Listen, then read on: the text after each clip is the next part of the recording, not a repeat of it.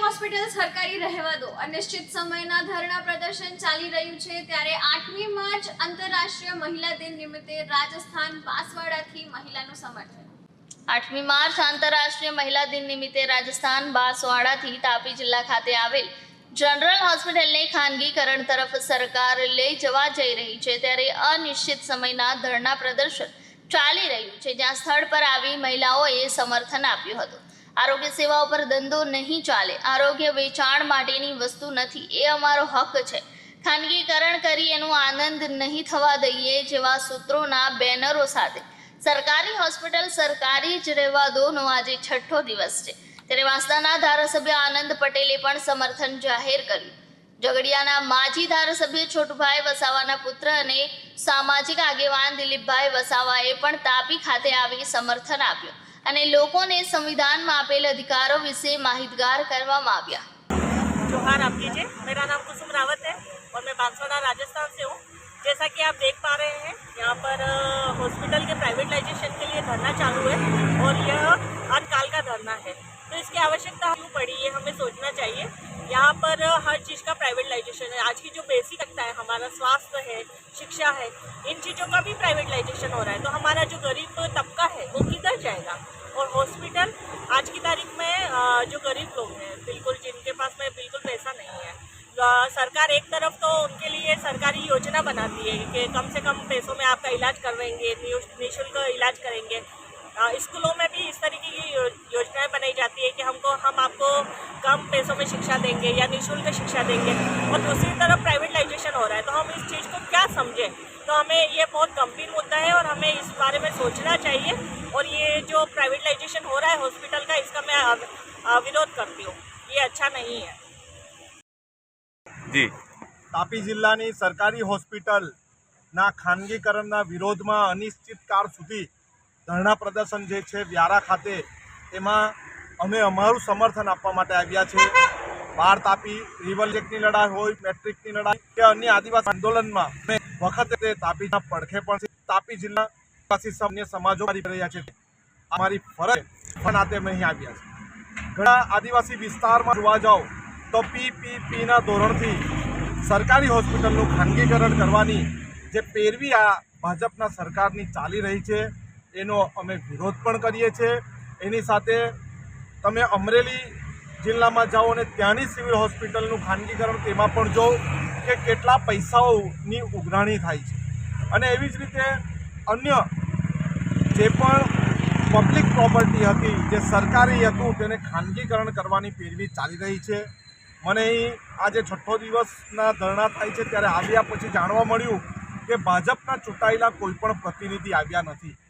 પરંતુ અમે લોકોને એવું કહેવા માંગીએ છીએ કે વ્યારાના તાપી જિલ્લાના જે બી પ્રતિનિધિ છે એને તો આપણા લોકોએ જવું જોઈએ અને એમને આમંત્રણ આપવું જોઈએ। આપણે કોઈ ડાયરામાં કોઈ બીજી કથામાં જતા હોય તો ત્યાંના લોકો આમંત્રણ આપતા હોય છે। આ પણ એક જાતની કથા છે અને આ માત્ર ને માત્ર કોઈ એક સમાજનો પ્રશ્ન નથી, આ સરકારી દવાખાનાનો પ્રશ્ન છે જેનું પ્રાઇવેટાઇઝેશન થશે એટલે કોઈ પણ જશે તો એની પાસે પૈસા લેવામાં આવશે। એની સારવાર કઈ રીતે થાય અને કઈ રીતે એ દર્દીની સારવાર ન થાય એ પણ બહારથી કોઈ ખાનગી કંપની અથવા એજન્સી કરશે। ત્યારે મારે દરેક લોકોને કહેવું છે આ માત્ર ને માત્ર તાપી જિલ્લાની લડાઈ નથી, આખા વિસ્તારની લડાઈ છે। અને સંવિધાનમાં આપણને જે હક આપ્યો છે બાબા સાહેબ આંબેડકરે કે આરોગ્યની સેવા પૂરી પાડવાનું કામ સરકારનું છે, નથી કોઈ એજન્સીનું, નથી કોઈ ખાનગી કંપનીનું।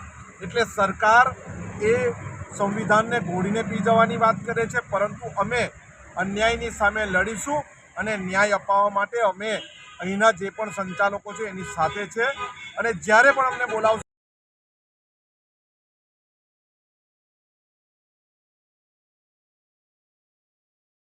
છે જે સરકારી હોસ્પિટલને ખાનગીકરણ કરવાની જે સરકારની નીતિ છે એના માટે આજે 6થો દિવસ થયો આજે ધરણાને, પણ પ્રશાસન તરફથી કોઈ પણ જાતના જે અધિકારીઓ છે એમને અહીંયા મોકલવામાં નથી આવ્યા અને સમગ્ર આદિવાસી સમાજનો જે અવાજ છે આ એક વ્યારાનો ખાલી અવાજ નથી આખા સમગ્ર ગુજરાતના જે આદિવાસીઓ છે, આદિવાસીઓનો અવાજ છે ને જો આ જ રીતે સરકાર પ્રાઇવેટીકરણ કરવાની જે નીતિ અપનાવશે, આજે ઘણી જગ્યાએ સરકારી સ્કૂલો હોય તો એમાં પ્રાઇવેટીકરણ થઈ ગયું છે. આજે તમે જુઓ કયા ક્ષેત્રમાં પ્રાઇવેટીકરણ નથી થયું. આજે આદિવાસીઓના નામે બિનઆદિવાસી દાખલાઓ પર આજે બિનઆદિવાસી લોકો નોકરી કરે છે. આજે જ્યારે આદિવાસી સમાજ ભણી ગણીને જાગૃત થયો છે, ત્યારે જો આવી જ હોસ્પિટલો ખાનગીકરણ કરી દેવામાં આવશે તો જે આદિવાસીઓને સંવિધાને જે અધિકાર આપેલો છે, જે અનામતનો, આજે આદિવાસીઓને જ્યારે નોકરી કરવાની તક મળવાની છે, ત્યારે આ સરકાર આદિવાસીઓ કંથી આ હક છીનવી લેવા માંગે છે. અને સમગ્ર ગુજરાતમાં જ્યારે ટ્રાઇબલ વિસ્તારમાં તમે જુઓ, બિન આદિવાસી લોકો જ્યારે નોકરી કરે છે, આજે હોસ્પિટલો જે પ્રાઇવેટીકરણ કરી દેવાનું જે કારસ્તાન છે, તો અમે સરકારને પૂછવા માંગીએ છીએ કે ફક્ત ને ફક્ત આદિવાસીઓ આની સેવા લે છે. આજે દરેક ટાઉનો જુઓ તમે, દરેક સમાજના લોકો રહે છે ને દરેક સમાજના લોકો એનો ફાયદો ઉઠાવે છે. તો આ પબ્લિક જ્યારે આટલો બધો ટેક્સ ભરે છે ને આજે તમે જુઓ ગુજરાત સરકારનું જે બજેટ છે 3,70,000 કરોડ રૂપિયા, અને આ મેડિકલ માટે સ્પેશિયલ 23,000 કરોડ કરતા બી વધારે બજેટ છે. તો પ્રાઇવેટ લોકોને આપીને શું બિઝનેસ કરવા માંગે છે સરકાર? તો સરકારને અમે કહેવા માંગીએ છીએ કે તમે આવી બધી હોસ્પિટલો જે પ્રાઇવેટ કરીને કોને તમે માલદાર બનાવવા માંગો છો? જ્યારે દરેક સમાજને આની સેવા મળતી છે અને એનો ફાયદો લોકોને મળતો છે. જે લોકો ટેક્સ ભરે છે એ જ લોકો એનો ફાયદો ઉઠાવતો છે. એ જે એની ખૂન પસીનાની જે કમાણી છે, એ કમાણી કરીને જે સરકારને ટેક્સ, સરકારની તિજોરી જે ભરે છે, આજે આખા ગુજરાતના આદિવાસીઓને દરેકને અમે કહેવા માંગીએ છીએ, આપણે જો ટેક્સ નહીં ભરીએ ને તો આ જે સરકાર જે પોતાને એવું માને છે કે અમારા પૈસા છે, પણ અમે લોકો એવું માનીએ છીએ કે આ સમગ્ર પબ્લિકના પૈસા છે. ને આ બધી સરકારી જે હોસ્પિટલો હોય, સરકારી કોઈ પણ સંસ્થા હોય, તો એને પબ્લિક માટે રહેવા દો ને પબ્લિક આમાં નોકરી કરે ને એનું ગુજરાન બી ચલાવી શકે અને સમાજને બી જીવડાવી શકે. તો આવનારા સમયમાં આ વ્યારાની વાત નથી, તમે સમગ્ર ગુજરાતની જે હોસ્પિટલો પ્રાઇવેટીકરણ કરી દીધી છે એ બી ધીરે ધીરે તમે સરકારી કરવાની જરૂર છે.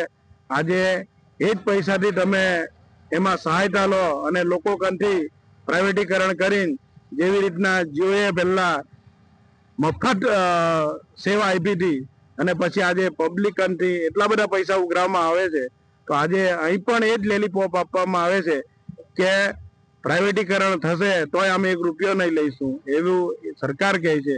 તો અમે એને કહેવા માંગીએ છીએ કે તમે આજે એ લેલીપોપ આપવાનું બંધ કરી અને આને સરકારી જ રહેવા દો, એવી અમારી માંગણી છે. અને જે અહીં જેટલા બી સમર્થકો બેઠા છે, આજે આપણા ધારાસભ્ય શ્રી આનંદભાઈ પણ અહીંયા ઉપસ્થિત છે અને અહીંયા જે 6 દિવસથી ધરણા પર બેઠા છે, અહીંયા બહેનો પણ છે, ભાઈઓ બી છે, યુવાનો, વડીલો બધા જ છે. અને આખા ગુજરાતના લોકો ધીરે ધીરે આ જે ધરણા પ્રદર્શનમાં આવશે અને આંદોલનો બી મોટા પાયે થશે.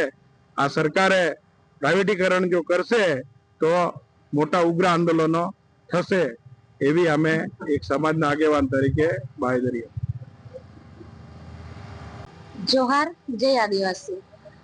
આજે અમે જનરલ હોસ્પિટલ વ્યારા ખાતે મોટી સંખ્યામાં બહેનો મહિલા દિનનો આજે જ્યારે દિવસ છે, આંતરરાષ્ટ્રીય મહિલા દિન, ત્યારે મોટી સંખ્યામાં બહેનો અહીંયા અનિશ્ચિત ધરણાનો જે કાર્યક્રમ છે ત્યાં ભેગા થયા છે.